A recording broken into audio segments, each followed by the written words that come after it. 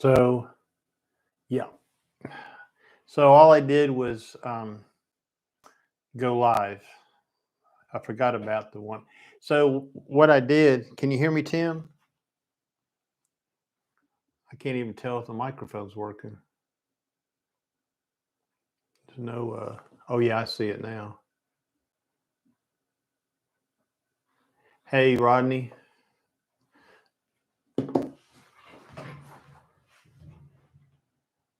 Okay, that's good. So, so this is my first attempt at a live stream. So this is more of a test to see what's going on. Yeah, I just Tim, when I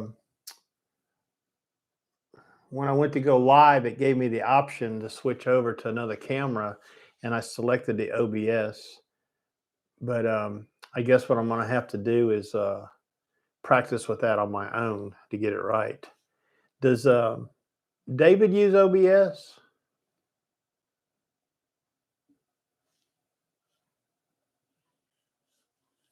Yeah, I thought he did. So if I pull this stream up on my phone, I can answer these. I see the chat box on the right-hand side of the screen here. So I don't guess I need another device to answer the chats. I can just type right here. So let's see. I want to type in something right here.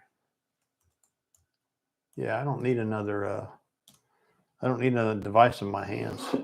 I got enough devices. I don't need another one. Anyways, so today, I know Rodney would be interested in this. Not so much Tim because, hey, Woody. Thank you, Woody. Yeah, appreciate it. I had the Z8 out in my bedroom out the back window.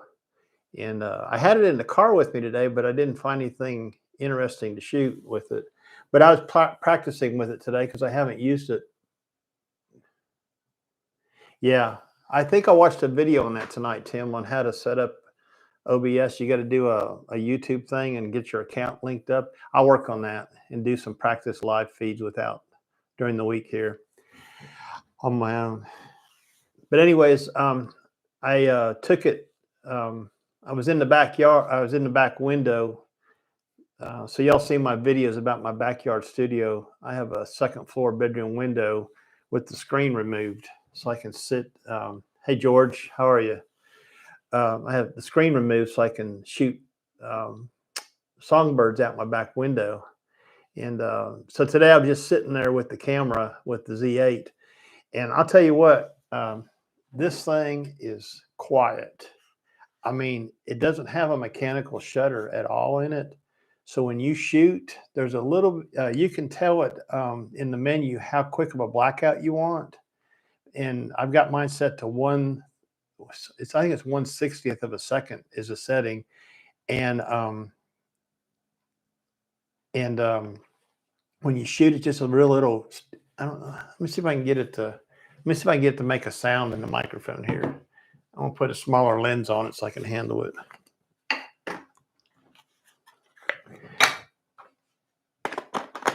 So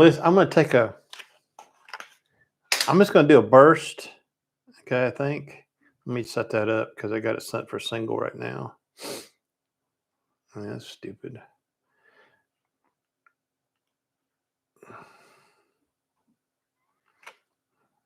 I wonder why it was acting weird today. I had it set up for interval timer shooting. I have to switch banks here. I'll tell you what, these menu bank things, they drive me crazy. I like the old user 1, user 2, user 3 settings.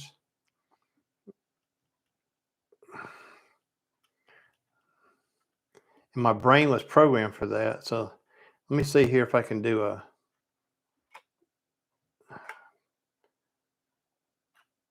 Okay, I'm gonna take one picture. I'm gonna put it right up against my microphone, which is right here on my shirt, and I'm gonna take about 5 pictures. Hear that? It's like a mouse eating a cracker. It's really quiet. And in silent photography, it's totally silent. You don't even hear the shutter going off. So yeah, it's really quiet, Rodney. But I'm going to show you a few things about it. There's one thing that immediately, and it was on my video I posted this morning, but there's one thing immediately that got my attention. As soon as I put the battery in this camera, well, the little display right up here, you can probably see it right there. It's got two numbers in it. Well, even if the camera's turned off, those stay on. Now, I'm not too sure. I couldn't find anything in the menus to change that, to turn it off or anything. So I'm not sure if they'll drain the battery when you're not using it or not. I haven't figured that out yet. Okay. But anyways, I did do this. And normally what I do when I get a camera like this that I'm not familiar with. Yeah, George. Yeah. Yeah, moving the cheese. um, anyways, normally when I get a body like this that I'm not, I will, Rodney. I'll see. I'll get a hold of Aaron. I'll send him a message.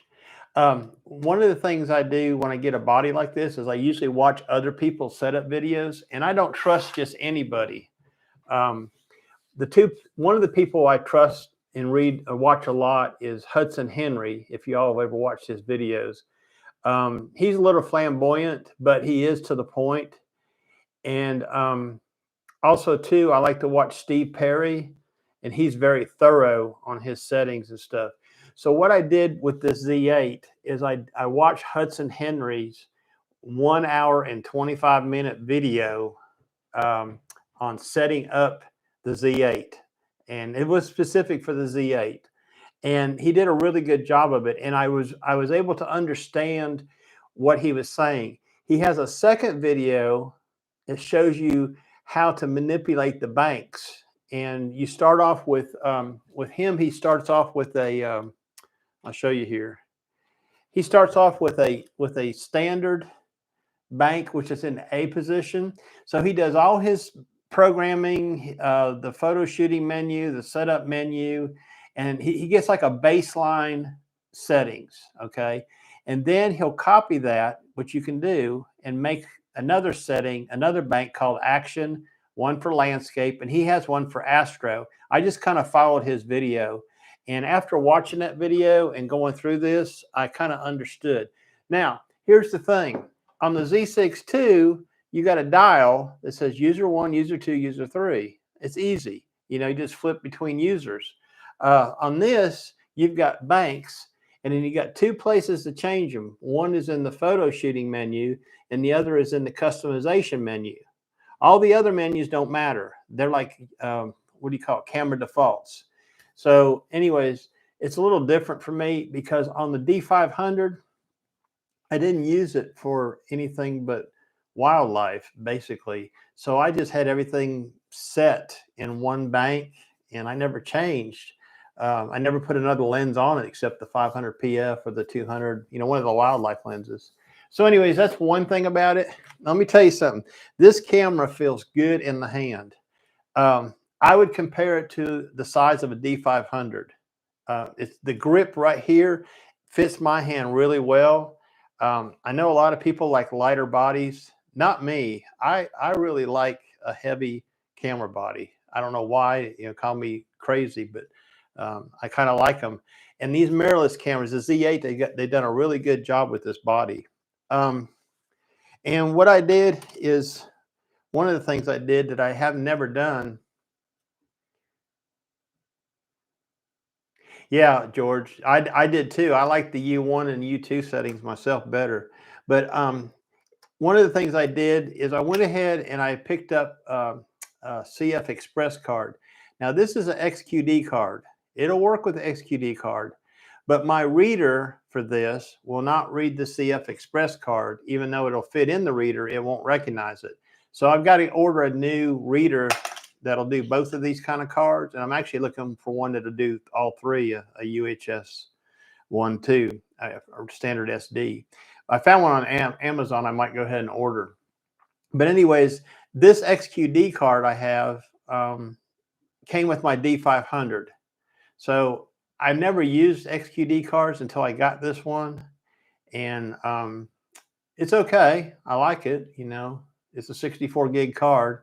So I bought a 128 gig card, Sony Tough, for the Z8, and that's what I'm going to shoot with on the Z8. But tonight I'm using the XQ. Today I used the XQD card because my reader will read this card, and I don't like to plug my camera in with a cable and transfer files like most people do. I got a friend of mine who refuses refuses to remove his SD card from his D750 because he said he's going to wear the slot out. I said, dude, I've been doing that for years. I've never heard that before. I said, take that card out and slip it in your computer. Don't worry about that slot. Poor guy. Yeah. So, hey, Rodney, are you thinking of moving into the mirrorless world? Or are you waiting for me to do all the tests for you?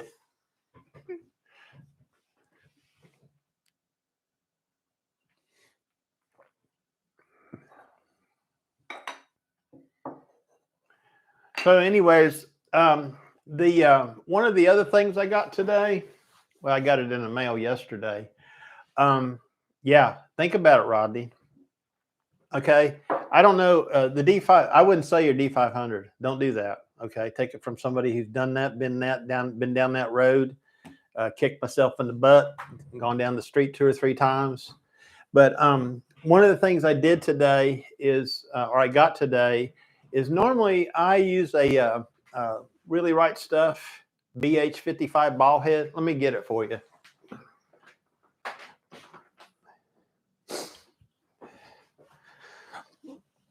So this here's a pretty good sized ball head. I really like it. It's the top notch ball head. I've got it set on my tripod plate. My tripod plates will remove on the Robus tripod. But anyways, I bought a Manfrotto MVH 500 AH or whatever it's called, fluid head, because one of my goals with this 180 to 600 lens, the 180 to 600, and the Z8 was I have found myself during my bird photography doing more videos, and it's something I really enjoy doing. So I noticed when I was using that ball head that when I would move or pan or whatever, that the video is kind of jerky. It didn't look real good doing that. So I did some research, watched a video from Scott Keys. Y'all know him, Scott Keys from Wildlife Inspired. If you don't, check out his YouTube channel. He's really cool to listen to. And I watched some more videos of Hudson, who had done these. He's a big proponent of fluid heads for photography, even not just video, for photography. So I got one of those and I put it on my my Robus tripod, and I used it a little bit today. The 500 AH is probably a lightweight one. There's probably better fluid heads out there. I got it on sale from Amazon for $139. So I thought, well, I'll try it and see if it makes a difference. I've noticed several people I've seen on a couple Facebook pages I follow are actually using fluid heads also instead of ball heads. So it's something to consider, something to look up on YouTube. I'm going to give it a try and see. I tell you what, it's not heavier than this BH55. I mean, this thing here weighs about 50 pounds. And it's not any bigger footprint. The only difference is it uses a different mounting plate. See this mounting plate right here? This is their proprietary mounting plate. So Kirk, is it Kirk? Let me think for a minute. Oh, Kirk sells a replacement top for this fluid head. Be right back. Let me go get that fluid head.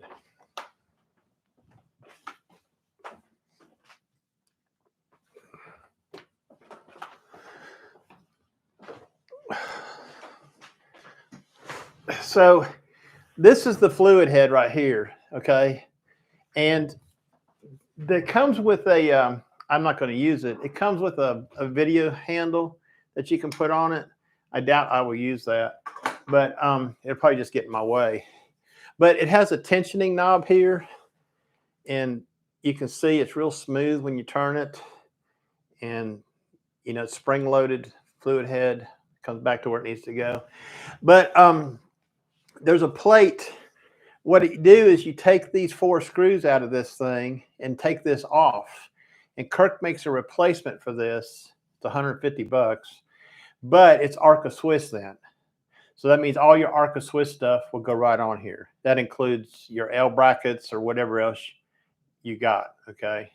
So I'm going to try this out a little bit before I go and spend any more money on it. Right now I can use that, that Manfrotto, okay? And get by with that for now. And it's on there. I got it. It came with its own screw, and it's pretty secure on the lens, so I'm okay with it. I'm happy with it. Okay, this is the 180 to 600. Guys, I'm gonna tell you something. This lens right here, this lens is the berries. Okay, I have shot some photographs with it already. They're sharp, very sharp. It's got good contrast. This is a great lens. The only problem is, okay, this is a Z mount lens. It's not going to fit on your D500 or your 850, unfortunately. And this is a 600 reach. So if you're shooting a D500 and you're using a 200 to 500, or you're using a 500 PF, then your reach, your effective crop sensor reach is about 750 millimeters. This is 600 millimeters. But here's my philosophy, and tell me this in the comment if I'm wrong in my thinking. I've never had a high megapixel camera. I never had a D850, never had a Z2, none of those. I always had, you know, crop sensor type cameras. This is my first, the Z8, this is my first high megapixel camera. So I do crop a lot when I photograph birds, and I'm sure any of you guys that are bird photographers do the same thing. Well, if I crop too heavily, then what I have to do is I have to run it through Topaz Gigapixel AI to increase the resolution. I print photographs, I print my prints, I go to art shows and sell my prints. So most of my prints are 8x10s, 11x14s, print size. And I just want to make sure I have enough resolution. Now, when I get into larger prints, like landscape prints, and I do larger canvases and stuff, I'm really not cropping a whole lot out of those. So a 24 megapixel camera, 20 megapixel camera is fine. But when I start doing these songbirds, and especially since I'm going to use this new lens, I won't have as much reach. So I'll have to crop more heavily, in my opinion. So I thought, well, if I have more megapixels, it'll be easier to crop.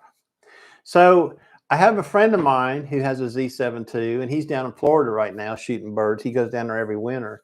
And him and I got to chatting about this. And I was talking about, to save money, of just upgrading my one of my Z6 IIs to a Z7 II. Well, he said, why do that? He said, you might as well just go all the way and get the Z8. So, you know, I thought about it. It's a lot of money. Okay. It's probably the most money I've ever spent for a body. Well, no, I'll take that back. I spent almost $5,000 in the year 2000 for a Nikon D1X. Okay. Which I thought was a lot of money back then. Anyways, it's a lot of money for the Z8, but I'll tell you what, man, there's no buyer remorse here. I love this thing. It feels good. You know, I even had bad thoughts today. I thought, you know what? If this works out, I don't need my D500. I'll just sell it. Well, those of you that know me have known that I already made that walk one time. And I hated it. I hated it when I got that Sony. Okay. I tried real hard to make that Sony work for me. I really did. And I love the camera. I've even considered having that camera just, you know, the A6700 just as a walk around camera, a walk around town camera, because it's a nice camera. And it does great jobs with photographs. But I couldn't make that lens combo and that stuff work for me. I don't know what it was.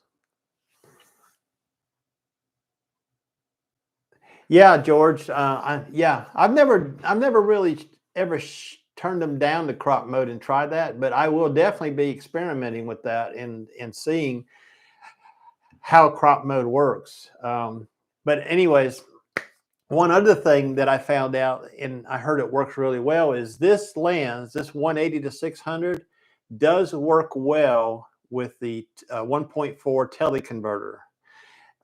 Now, I'm not seeing where I need that right now, but we'll see. You know, I had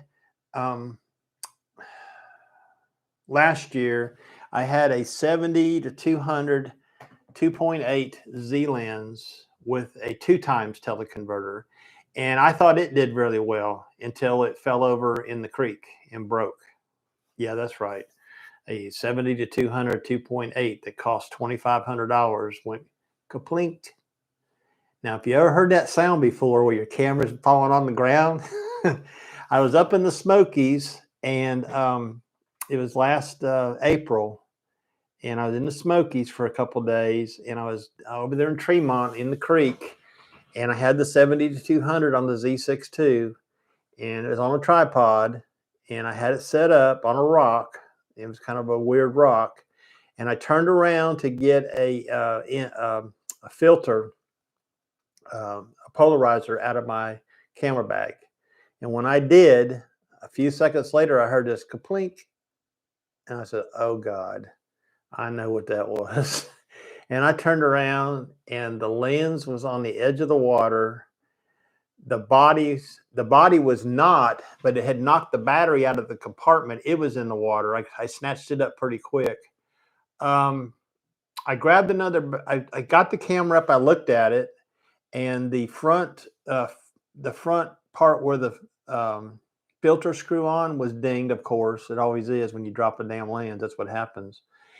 And anyways, I put a battery in it and I turned it on and it came on. And there was a tree there. And I aimed the lens at the tree and hit the focus button and it seemed to focus okay. And I thought, well, maybe it's okay. Well, it was not okay. I went back into Cage Cove and yeah, George, I'm sorry too. I went back into Cage Cove to do some shooting of some, and I got some horses right there that were pretty static. So I thought I'm gonna test this out, make sure it's okay. Well, when I shot the pictures of the horses, everything in the center of the lens was sharp. Everything towards the outer parts was soft. I knew something was wrong then. So I had to come home and I had to plead onto the Minister of Finance of the household. And when I told her what had happened and what it was going to cost me to get it fixed, she says, maybe we should have some insurance on your camera gear. I thought, oh, what a good idea. So I called my insurance company, which is Farm Bureau, and I said, hey, do y'all cover, does my homeowner's policy cover something like this? And the lady says, no, sir, I'm sorry, it does not. But we'll be glad to sell you a rider if you want one of those. I said, it's too late now, honey. Anyways, I sent it to Nikon. They had it for about 2 weeks and sent it back. And it cost me a little over $800 to get it fixed. And I don't remember what everything they did on it, but if they called it was major repair C or something like that. So I guess they got levels, you know, you got minimum, medium, major, and extreme, and they just charge you a flat rate, you know, and fix whatever, you know. When it came back, it was like brand new. It was like it never been out of the bag, you know. I said, you know what? I really don't need this lens. I think I'm gonna sell it. So I got rid of it because it was Nikon's infamous impact damage. Yeah, so anyways, I don't have the 7200 anymore, but back to the original part of the story, the 2x teleconverter worked very well with it. I sold it also. I didn't keep it because at the time I didn't have anything that I would use it on. If I had it to do over again, and if I do buy a teleconverter for this 180 to 600, I will buy the 1.4. Okay, but I'm going to use it for a while and see, see how it does. So anyways, I'm kind of happy with it. I got it in kit form.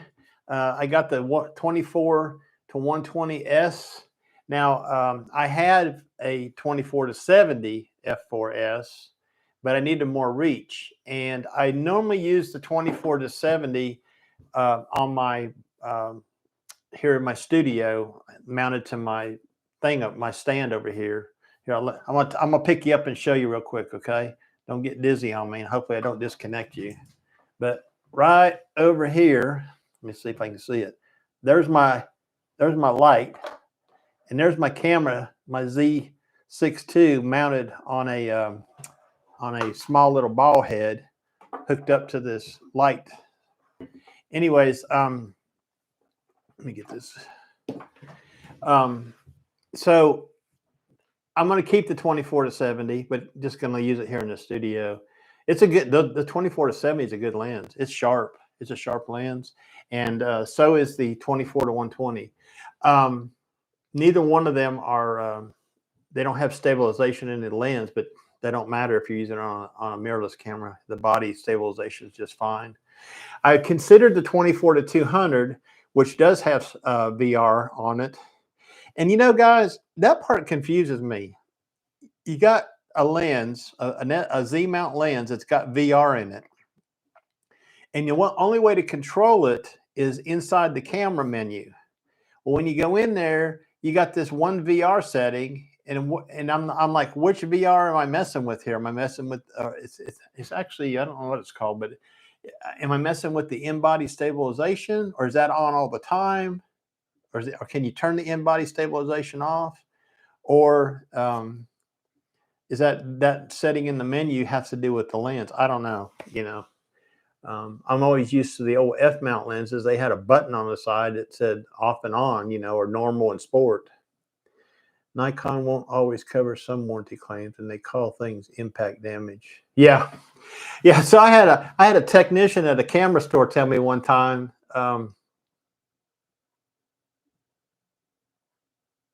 Yeah, George. Yeah, I actually shot with the 24 to 200 once. It did a really good job. I was happy with it. But yeah, I had a guy in a camera store tell me one time that if there's some kind of pressure things inside the camera, and if you drop your camera body but it doesn't look like you dropped it, they know it. Now I don't know if that's true or not. I said, oh, come on. I said, you got to be pulling my leg.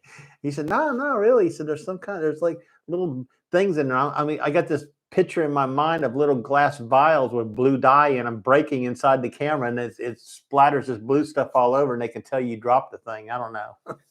You know, but anyways, yeah, so I'm going to like this 24 to 120, and mainly for walking around the street and stuff, just having a little bit more reach, you know. So I saved money.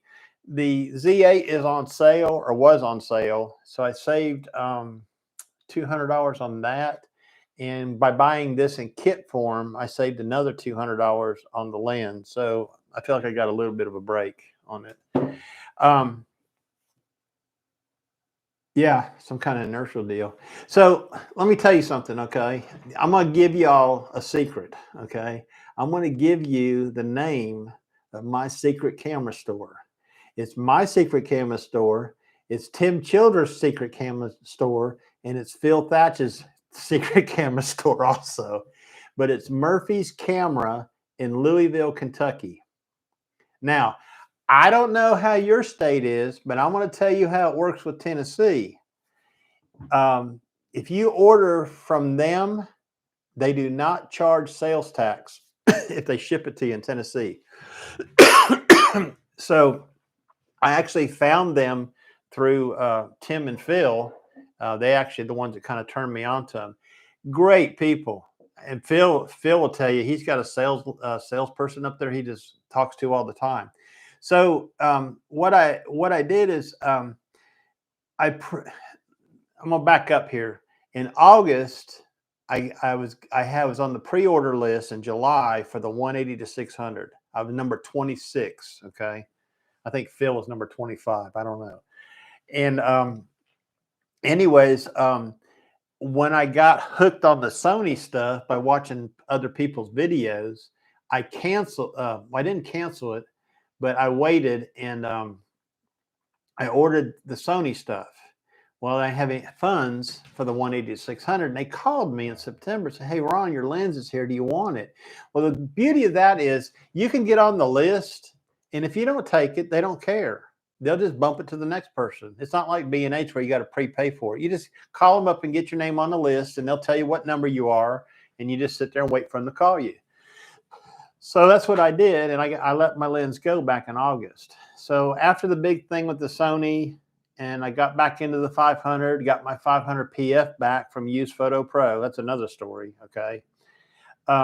So what I did is, it was about, I'd say about 3 or 4 weeks ago, I called Murphy's. I said, "Hey, you got any 180 to 600s?" He goes, "No."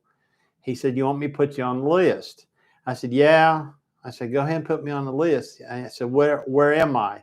He said, "Oh, it's not too bad." He said, "You'd be like number 20 or so."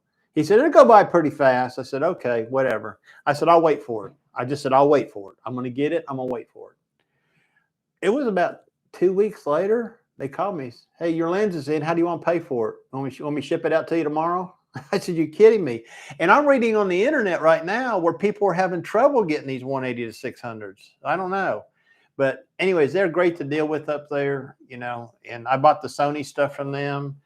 And what's nice is they're 1-day shipping to Tennessee. Now, I know a lot of you people don't live in Tennessee, but if you think about trying them to see if they charge tax to your state, get on their website and buy something small that you need from them. They got an online ordering system, and see if they will, when they total it out, if there's any tax. If there's not, then you know you can buy camera gear from them.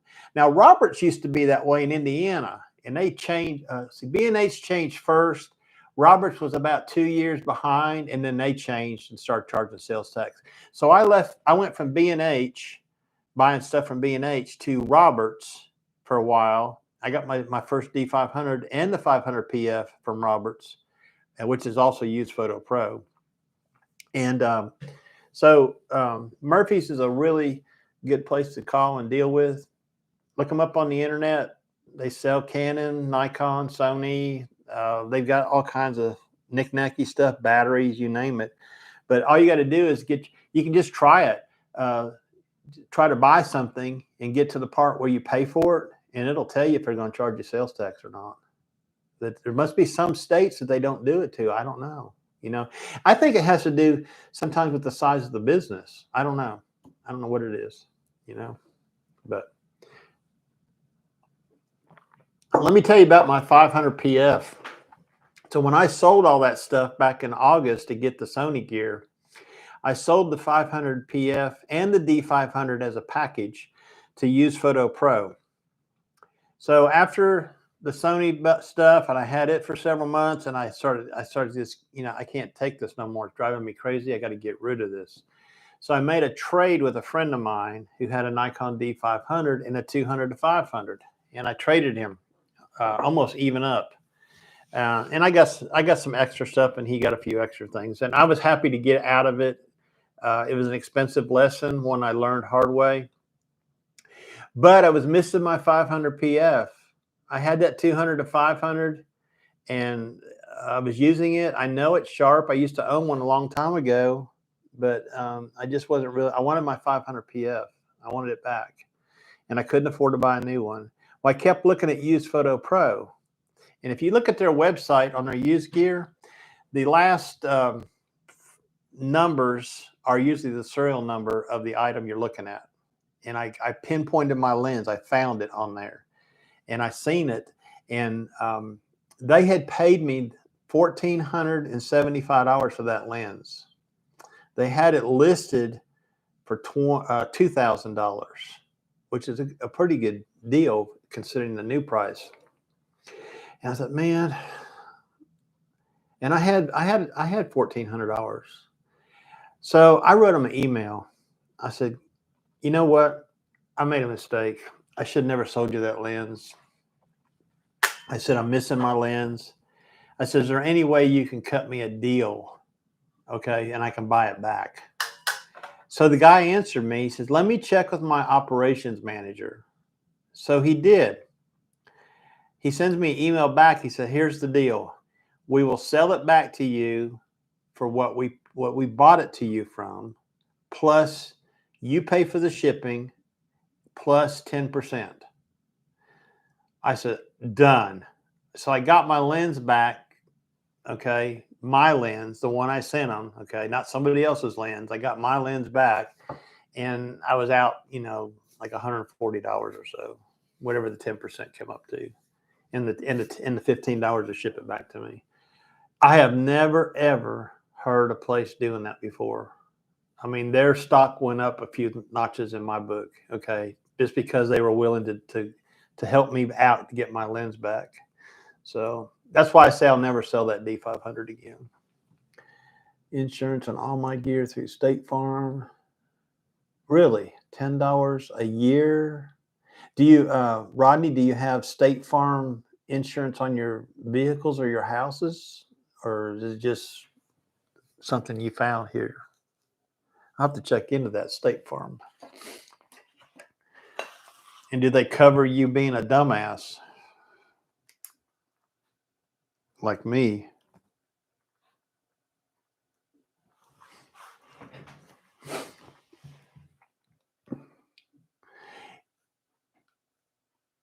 Yeah, yeah. The Paybu card is something I've never gotten into.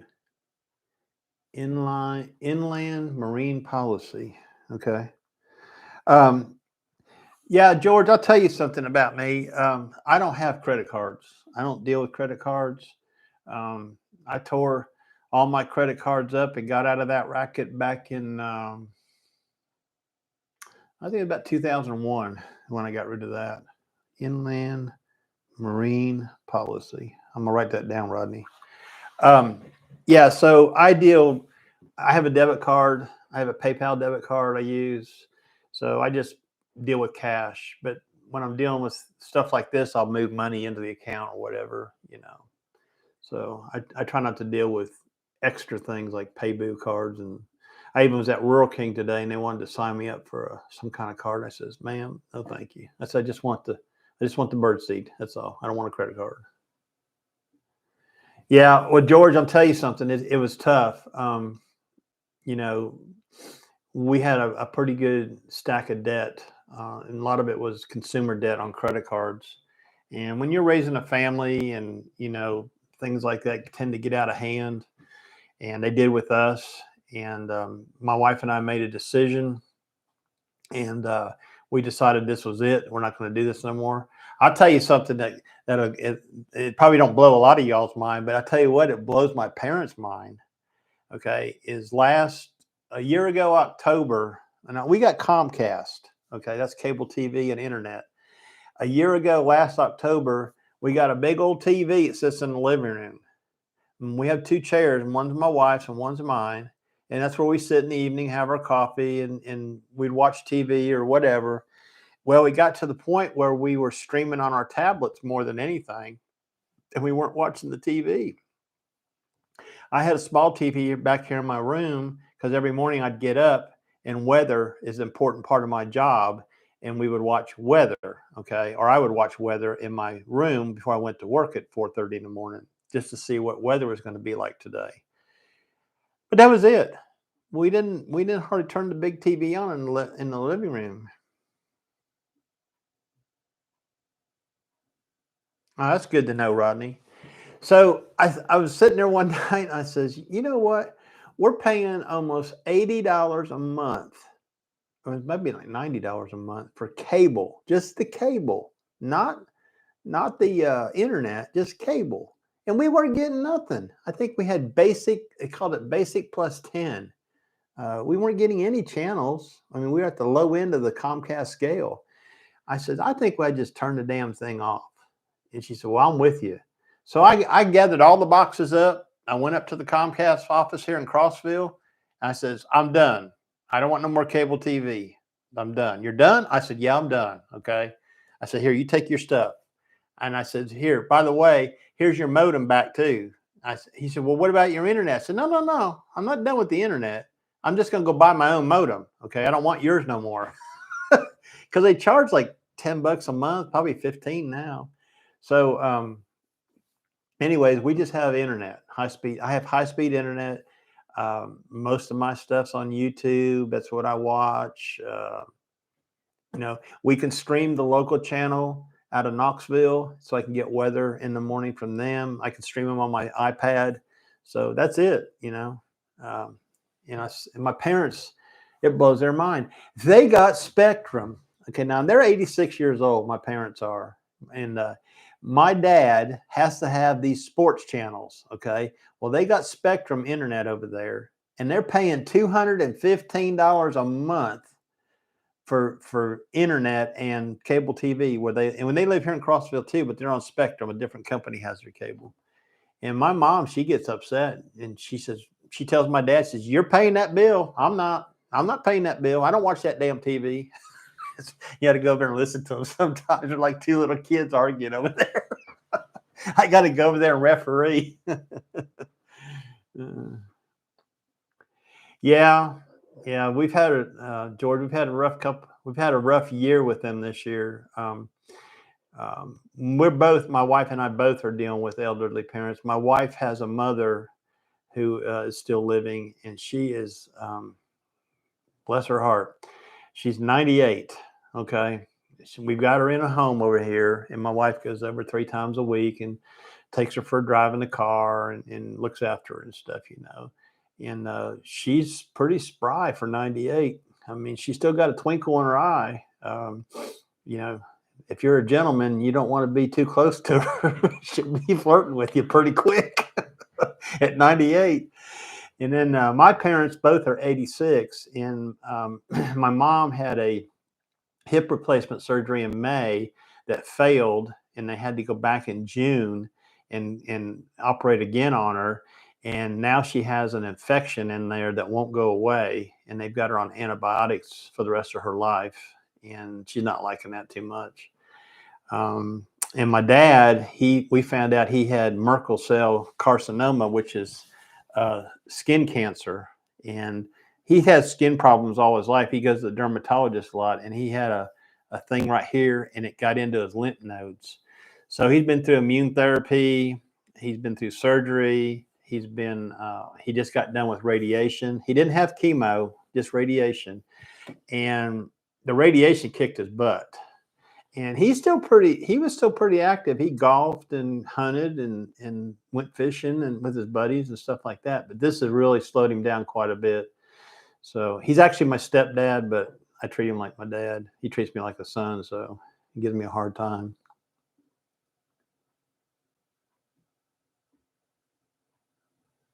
Yeah, listen to Rodney. He's going to shut his cable off.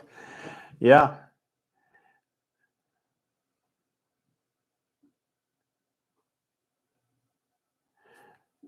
Yeah, I tell you, George, I'm sorry to hear about your mom there, but it's a blessing. And my mom and I have a really wonderful relationship. I'm the oldest everything. I'm the oldest child. I'm the oldest grandchild. I'm the apple in her eye. And I talk to her every day, go over and see them 2 or 3 times a week after work, make sure they're okay and what have you. And my mom says I'm earning my stars in heaven. That's what she says. But yeah, it takes a lot of patience. I tell you what, I believe it takes more patience to deal with elderly parents than it does to deal with children. I really do, because it does takes a lot of patience to deal with them. And it's funny about parents like that. Especially when they get sick and they don't get around very much. When you come over to visit them, okay, it's like, hey, we're glad to see you, And every time I walk into my house, my mom is technology poor. I don't know what you want to call it. Her brain is not wired for technology, and she's got this stuff like her bank account. Her internet's not working. Her cell phone's broken. There's something wrong when I walk in over. She'll say, and she knows I'm coming because I'll text her when I leave work, so I'll be there about 4-ish. So when I walk in the door, and before I could sit down in the chair, she says, "I need you over here." And I know. I says, "Mom, Every time I come over here, it's the same thing. I can't get into my checking account. My email's not working. My phone won't work. And I get all these text messages from people I don't know. I said, okay, well, let's solve all these problems. The bank account's the big one. I will get her password changed and she will lock herself out the next day because she can't remember it. Even though I wrote it down on a piece of paper, she doesn't know to look at the piece of paper. And then she'll come and say, I can't get into my bank account. So lucky for me, okay, I have access to all that information, and I'm an owner on all their accounts. So I'm able to watch after their banking transactions and stuff to make sure that they don't get into trouble. My biggest fear with them, especially my mother, is getting scammed, okay, or somebody hacking into their savings account or something and draining it, okay. That is my biggest fear. So I really watch carefully what she does. Yeah, amen, brother. That's right, Tim. Tim takes care of his mom down there. How old's your mom, Tim? 93, 94?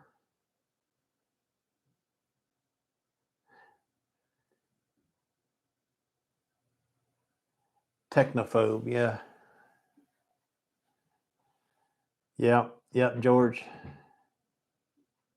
Oh, I got a lot going on, but let me tell you something. Guess what's happening this year? Let me pull this up on my phone, okay? I am retiring from my job in 10 months and 27 days. I got it on countdown timer. So I've been at this job for 15 years. I'll be 60. Well, I turned 66 in October. When I finally retire in December, yeah, I knew she was up there to 91. That's pretty good too. Yeah. So, anyways, my wife retired a year ago, February. She retired at 65, and she's on Social Security, Medicare, and all that kind of junk. I'm still on corporate insurance and what have you, earning a paycheck.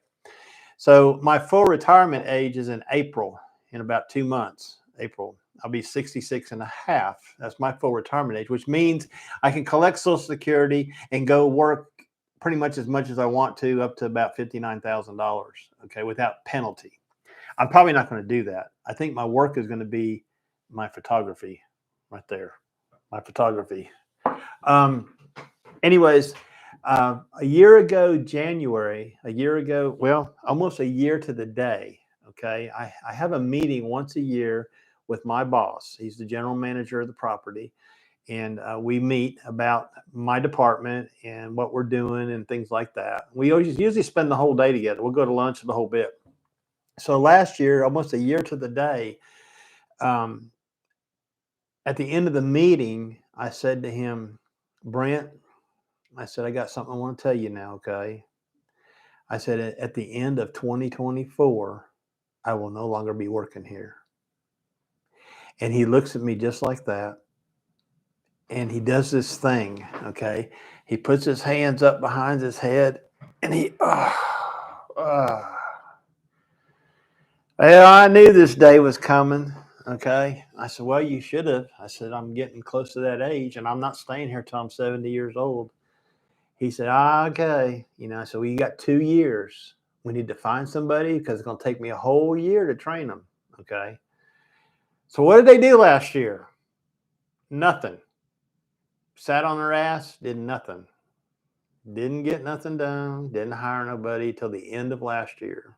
Okay, and they hired my replacement. Anyway, so I'm going to leave in December of 2024, which is this year, and I'm looking forward to it. I'm tired of working, so if y'all want to see what I do, I'm not gonna bore you with it, but I have another YouTube channel, and you can find it on YouTube at. Let me see if I can do this. Let me see if I can put this link in there. I've never tried this before. I'm going to go into the chat box here, and it's I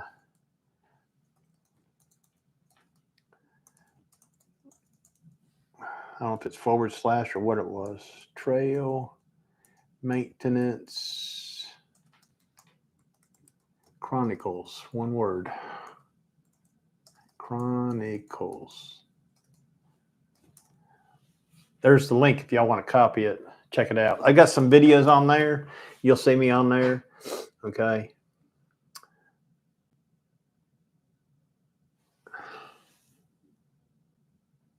Throw me a party. Yeah. Tim says I got her on my other channel. Yeah, he had his mom on his decluttering channel last week. Several times. She's precious. She was precious to watch, you know. And Tim had a tremendous amount of patience with her. And I got a kick out of watching that video, Tim. Yeah. Make sure I'm really ready for retirement, George. Yeah, well, I think I am. I think I am ready for retirement. And I'm just going to have to, I'm just going to have to change the way I do things. My wife was on to me the other day. She says, what do you think about us getting a treadmill? I said, hold on a minute.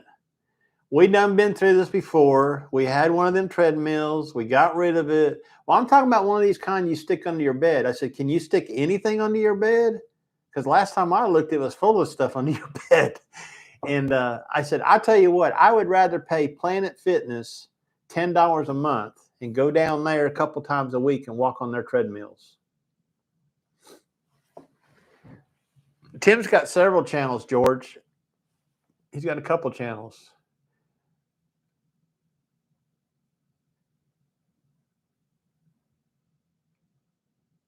Hey, James. James there is Forced Perspective. He's from California. I met him and his buddy, Johnny Pink. He also has a channel. They have channels. You might want to check out James. James does a lot of video with the D500. But yeah, James, I have messed around with the Z8. I would say I need a little more time with it, but just right now, just fooling with it today, taking bird photographs and some video. Yeah. With the 180 to 600 lens, yeah, it's worth it. What I haven't done yet, and Rodney, which is Bass Angler on here, he asked me to check it out with the 500 PF. And I think you got one of those, James. So if you want to wait, you know, in a couple of days, I might try to do a video this week and do a comparison between the 180 to 600 on the Z8 and the 500 PF. Rodney was more interested in how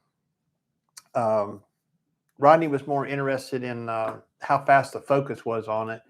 But if you hold on one second here, I'm going to get that proper link here for you.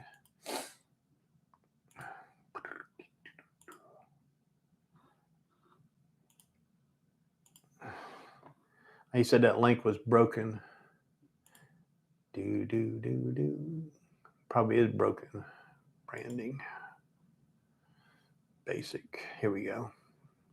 Yeah, I know why it's broken, because here it comes. Let's try that again. I had to go copy it. See how that works, James.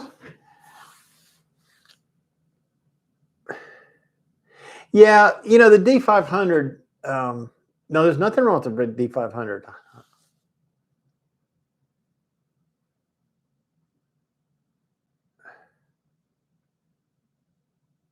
Yeah, there's a lot of stuff in here. It's valid tonight. There's nothing wrong with the D500 at all. And it does do okay in the video department as long as you keep hitting the focus button on your subject. Okay, that's what I have to do. So like if I'm aimed, let's say I'm using the D500 and the 500 PF and I'm doing video, which it does a pretty good job with, okay? And let's say you're on a bird feeder and there's a bunch of birds on it. As long as you're focused there, if you go to move off of it to another feeder, what I have found is that it has trouble following you over there. But if you just hit the focus button again, it'll pop it right back on there and you can just stay there. It's not as fancy as these new focus systems where things will move around with you and follow it, you know. Yeah, and I'll tell you, back to Murphy's camera store in Louisville, I called them back. Actually, I sent them an email, thanked them for my Z8 and that it arrived safely, and wanted to know if they had started a list yet a pre-order list on the fictitious Nikon Z6ii. Guess what? They have. I'm number 2. There's already been one person in there, and I have a feeling it might be Phil, but I'm number 2 on the list, okay, for a whatever it is, Nikon Z6ii, okay, if it comes out.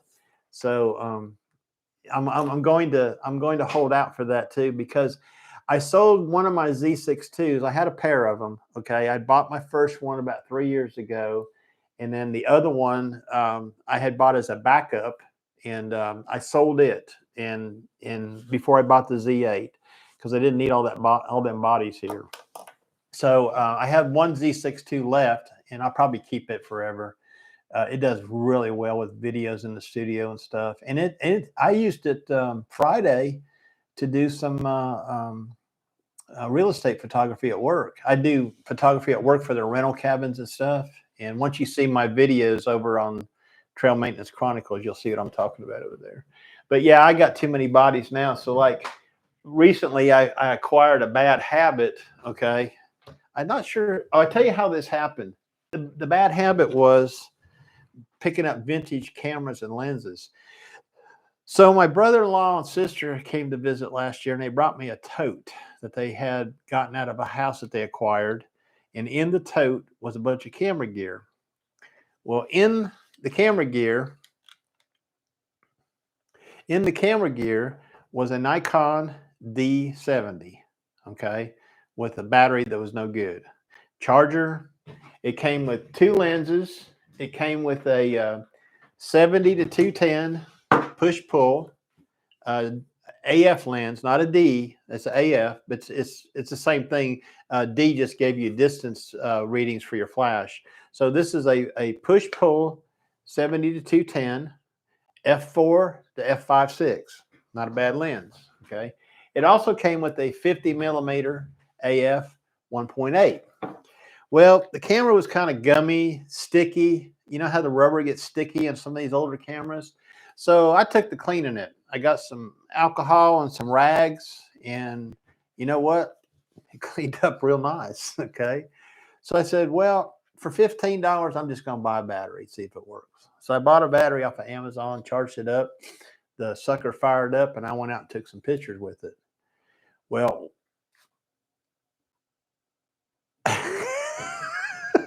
anyways, the junky D200. I'm actually talking about the D70, George, not the D200 yet. Anyways, I love the photos that come out of this. This is a 6 megapixel camera. You can't when you put it in the Lightroom and hit 100%, you know, if you do that to a D500 picture, it goes like this. Well, this one, it goes like that. Okay. So it doesn't zoom in, but it's because it's 6 megapixels. But man, the photographs the thing produces, wow, you know. So I got to doing some research. I said, you know, I like to get another vintage body. So I started looking at what the best one was. And some people like the D100. I had a D100 once. There is some things about the D100, but the D200 was really loved a lot. So I started looking around for one, and they had them on MPB for about 150 bucks. And I almost pulled the trigger on one, and I didn't. And what happened was, one of my friends who's in the camera club I'm in had told me that he was getting ready to sell some of his older gear. I said, what you got? I might be interested in some of it, you know. And he started telling me what he had. When he told me he had a D200, I says, oh, really? I says, does it work?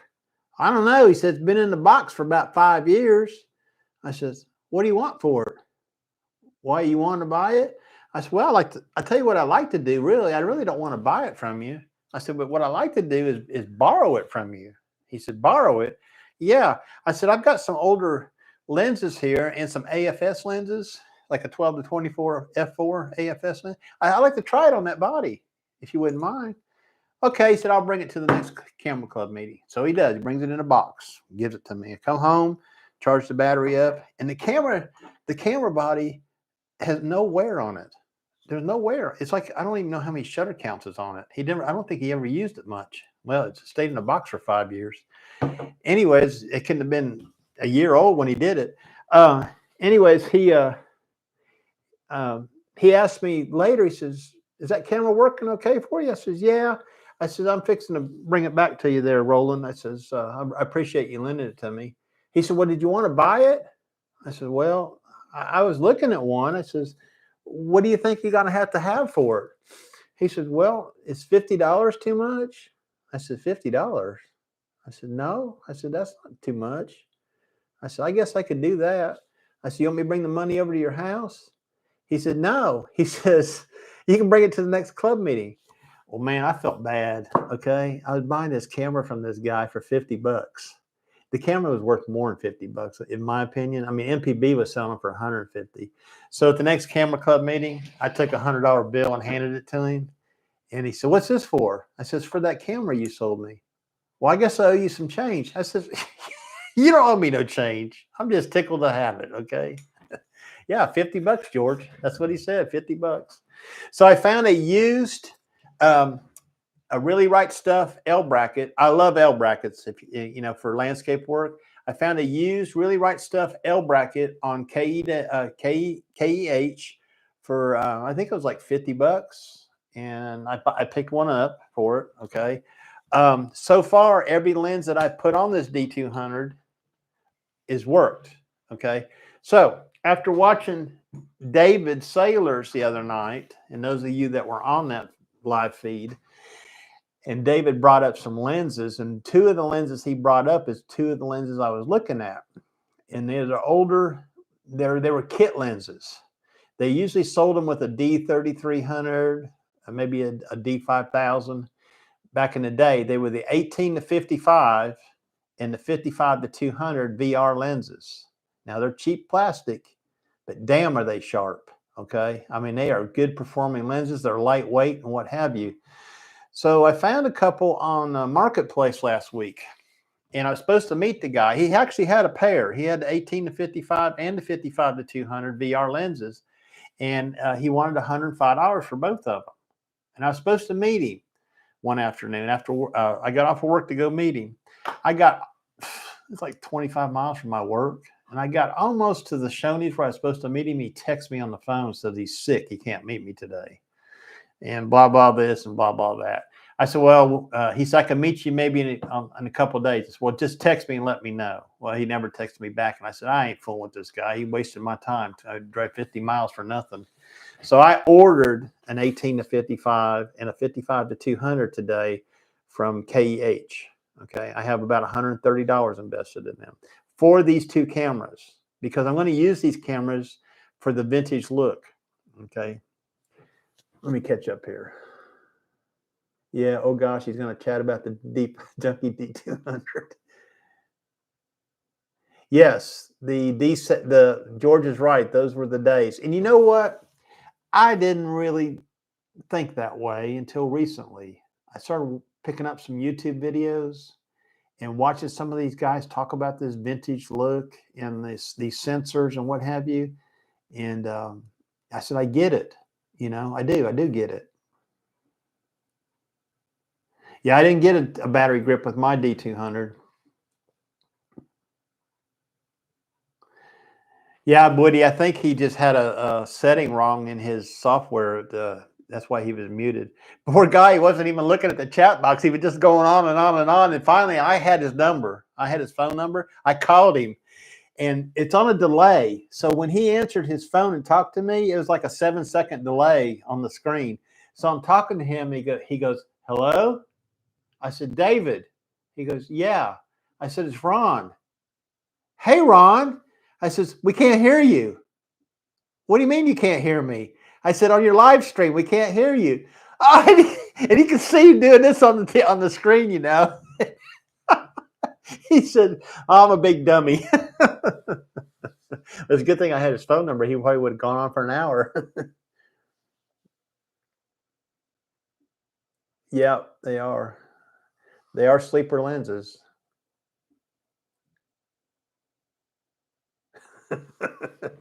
Well, listen, this is my test.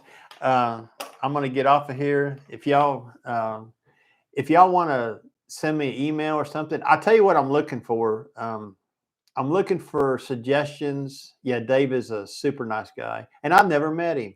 I've tried to get down there to photograph with him, but I just can't seem to connect with him. Maybe when I retire, I can just pop on down there any day when he's free, because he's busy. He's always busy. But he photographs. Tim, when's he photograph? On Fridays? Thank you, Tim. Yeah. Jumped into the deep end.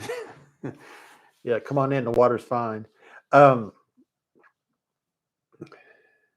Yeah, Fridays. I think he can only go Fridays and photograph. And of course, I got to work, so it's kind of a difference for us. But I would love to go spend an afternoon with David, just walking around and listening to him. I love to hear him talk on his videos and his live streams. Good to meet you, George. Have a good evening. Anyways, if y'all got any ideas for any video content I could probably do or come up with on these cameras, my website link is on the channel. There's an email address on the on my website. There's an email address. You can email me directly. I know some of you already know my email. I know George and Rodney do. They both emailed me. So anyways, thanks a lot, guys. And we'll maybe do this again sometime.